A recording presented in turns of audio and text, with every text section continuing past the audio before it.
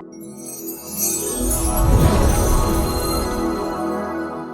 housing markets are cooling rapidly as lockdown restrictions and wavering confidence sidelines buyers and sellers, particularly in Melbourne and Sydney. So is this the beginning of the end of the property cycle, or is it just a reaction to COVID-related lockdowns? Well, that's one of the questions I'm going to ask Dr. Andrew Wilson, Chief Economist of My Housing Market and Australia's leading housing economist, in today's Property Insider Chat. We're also going to talk about how the Federal Labor Party has dumped its negative gearing policy, its idea of getting rid of negative gearing, and we're also going to talk about what's happening on the ground in our housing markets. Hi, Andrew. Yes, good morning, Michael, and we're certainly back into these uncharted waters again, perhaps not as uncharted as they were a year ago in Sydney, but still nonetheless a lot of concern about what's happening at the moment. Very much so. And that's starting to show with the auction clearance rates understandably falling a little bit, because in the first couple of weeks of the lockdown, people had already seen properties. There were properties already that had been marketed for a while, but it seems to be getting harder and harder the longer these lockdowns go on. Yes, Michael, that's correct. And auction markets, even though they give us a window into the market almost in real time, are more about, I guess, the buyer activity in real time rather than the seller activity, because what we see in terms of what's offered in auction markets every Saturday really is a reflection of decisions that were made 6 weeks or more ago. From the point of view of the number of sales that occur, it does tell us how the market's feeling in real time, but in terms of what's offered, it really is backward looking, and that's what we're seeing now, Michael, and that is a drop in new listings coming forward, which are showing in all listings, not just auction listings, but we will start to see auction numbers falling going forward now, because obviously constraints with decisions that are being made due to lockdowns at the moment in most of our capital cities, or certainly Melbourne and Sydney. Interestingly, an auction clearance rate in the middle of 70s would have been lauded as really great results a couple of years ago. Now we're just coming off those white-hot markets of the beginning of this year, and considering that the withdrawal numbers are higher for obvious reasons, and they're counted as pass-ins, there's still really very respectable auction clearance rates, Andrew. Well, still a seller's market, clearly, Michael, and prices are still rising. This again reflects to some degree that we're perhaps a little used to the housing market environment within a shutdown or a lockdown environment. And no, it's not as uncertain as it was last year, but nonetheless, it still has a dampening effect on the market. In fact, it's interesting, Michael, you mentioned the withdrawals. Withdrawals are up at 30% in Melbourne on the weekend. 30% of the number of reported auctions were withdrawn. If we had just had a raw clearance rate, in other words, it was just the number of sales versus the number of auctions, then we actually would have had, and discounted the withdrawals, we would have had a plus 80% clearance rate in both Melbourne and Sydney. So the market's still strong. Let's not quibble about this, but it's not, as you said, white hot. And it is now set to struggle against the restrictions for both buyers and sellers in the marketplace, particularly, of course, in Sydney, where we don't really have a sense of when the particular constraints in the market will end. Having seen Melbourne now out of lockdown, which is good, although restrictions are still there, the Sydney market really is problematic in terms of its outlook. And I do think, and we'll discuss this perhaps shortly in regard to the fall in the number of new listings coming through, that this will have a dampening effect on the rest of the year in Sydney, even if the market, the city comes out of shutdown, hopefully within the next month or so. You, at My Housing Market, report the number of homes newly listed on a national basis, and you've noticed that that's, well, let's use the word kindly, crashed over the last week or so. Well, look, I guess you've got to call a spade, Michael. And I think that it's no surprise, and it's not really, again, a reflection of the underlying dynamics of the housing market. It is about restrictions. That obviously this isn't a period, particularly in Sydney, where people are thinking of, well, gee whiz, we're in shutdown.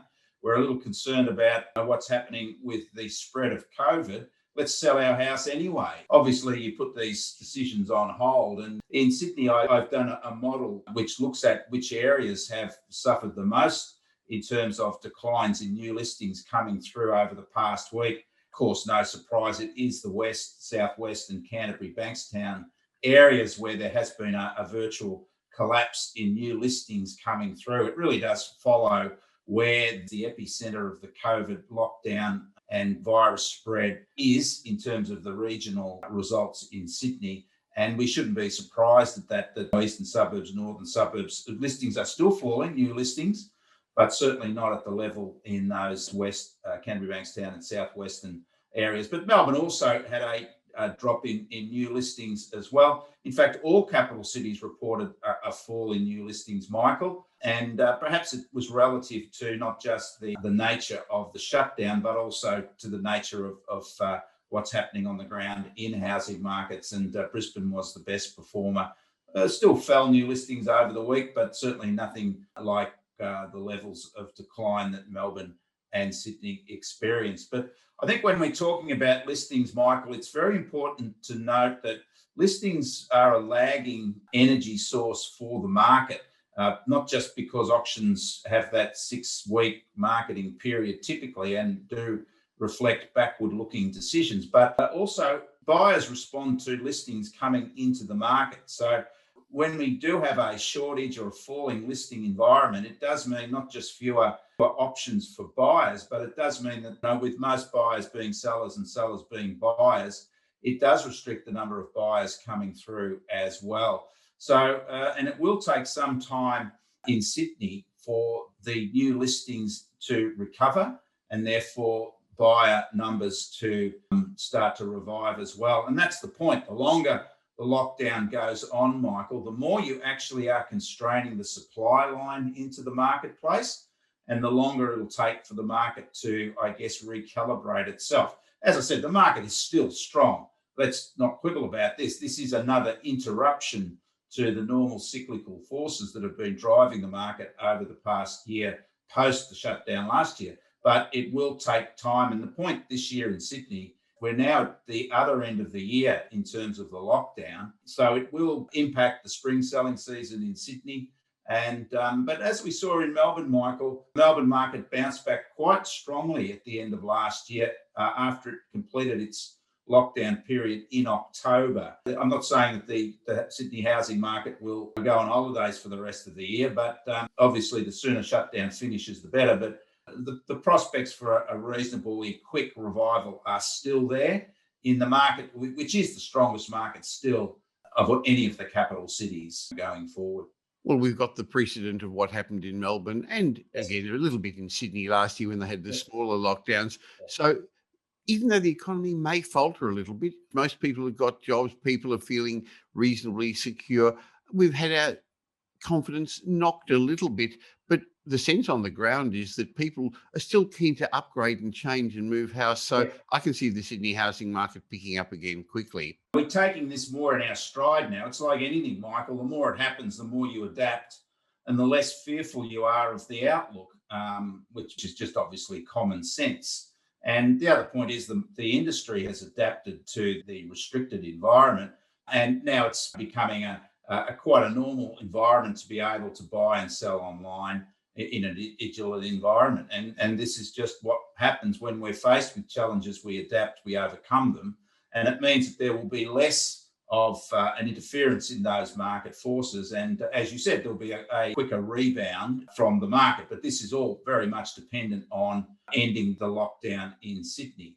But it will take some time, or it's not just switch back to hyperdrive. It'll need to work its way up. And we've got to understand another thing, Michael, is that both the Sydney and Melbourne markets, particularly the Sydney market, has matured over the last 12 months. A lot of buyers have satisfied their demand and sellers have satisfied their transactions, and people don't keep buying houses year in, year out. So a lot of that pent-up demand has been satisfied. We've already seen signs of declining levels of price increases. Prices are still increasing and strongly, but not at the same rate as they were at their previous peaks. And we saw that evident before the shutdown happened in Sydney and Melbourne. And this is only to be expected and something we've predicted and discussed, that the market will ease over the year as the cycle matures. We've seen that. And this is really a pause to that maturing process, Michael. And what it does to some degree is, it, all things being equal and fingers crossed, we get out of lockdown and can normalise ourselves, particularly in the Sydney market, sooner rather than later. It just means it extends the cycle to some degree. which is what we've seen in Melbourne, that it really did elongate the cycle with those interruptions last year through the Melbourne lockdowns. The really interesting news this week, Andrew, was that the Federal Labor Party formally dumped its contentious negative gearing policy and also dropped opposition to the federal government's stage 3 tax cuts, those that are coming in a couple of years' time for high income earners. Now, I remember the opposition went into the last two elections, 2016, 2019. They promised a half 50% capital gains tax deductions. Yeah. They also wanted limited negative gearing, maybe only to new properties. And they said that was going to help first home buyers into the market, make properties more affordable. No, I don't think it was ever accepted by the electorate, Michael. At both elections, it's hard to gauge, of course, because there are many policies, many factors that influence decisions in elections. But I think it was pretty clear that that was a negative for the Labor Party and really didn't add much to their electoral prospects. And they're obviously positioning themselves now. So a lot of these negatives, perceived negative policies, are going to be put to one side and abandoned, as they have with the negative gearing policy. I always believe that our problems in our housing markets are on the supply side. The demand manipulating policies are all about beware of the law of unintended consequences. We can see that through a number of actions over recent years, particularly the actions by APRA to restrict investor lending, which I believe has been a catalyst for what we see, record low vacancy rates and skyrocketing rents in a number of capital cities because of a lack of investor activity.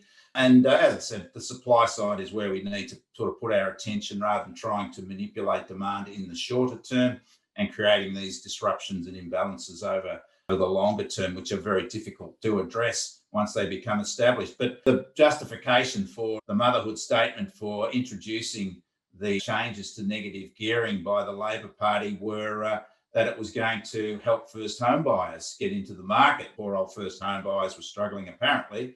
But of course, that particular proposition didn't hold water or hasn't held water over the last couple of years, because we've actually had near record numbers of first home buyers storming Australian housing markets, Michael, despite the fact that we still have negative gearing and those capital gains tax discounts. So it really hasn't made much of a difference to what's been a tremendous run for first home buyers. So we can certainly discuss the reasons for and against the first home buyer surge. And there are a number of reasons, but we can't say that the bogey of negative gearing has had an impact certainly on those tremendous numbers of first home buyers we've had. But look, don't interfere in housing markets. It's a delicate balance. And the supply side's where we need to address our concerns.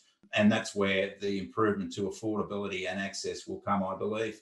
Well, we know there's an election coming up sometime, and so clearly this is a bit of posturing. But what it's going to do is provide some certainty. It's going to provide some clarity to property investors, because last time round, it actually had them sitting on the sidelines when they weren't sure what the result was going to be.